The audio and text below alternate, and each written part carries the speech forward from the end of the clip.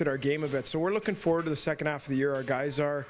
We're looking for it to turn into sort of hockey season in the South here.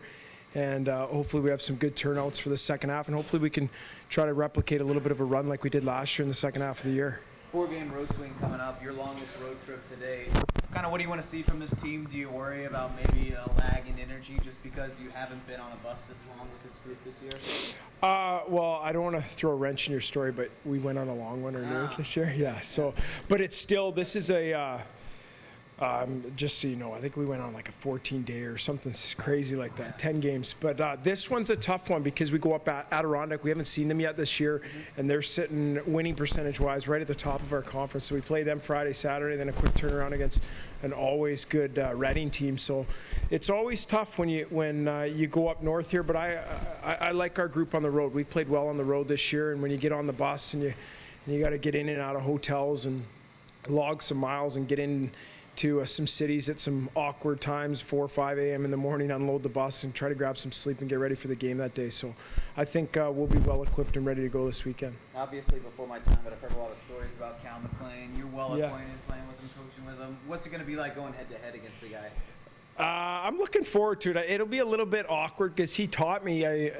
I was the assistant when he was the head coach here, and he showed me the ropes my first year ever coaching, and it'll be a little bit different looking over there and seeing Cale.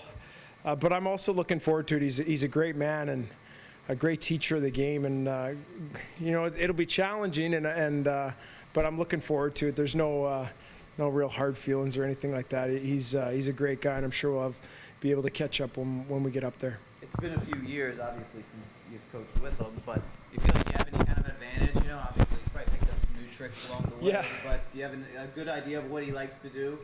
I think so. I think his teams will be very similar to ours with their structure and detail in the game and playing the right way. And I don't expect anything less from his coach teams, but it's not about us. It'll be the guys and the personnel and edges or who has what. And those games won't be decided by that, but I expect both teams will work really hard. They'll both be detailed teams, and the way they've been playing this year, we're sort of neck and neck with them in the standings right now, so it'll be a good test. Has there been a guy on the team this year that's really kind of shocked you with his play?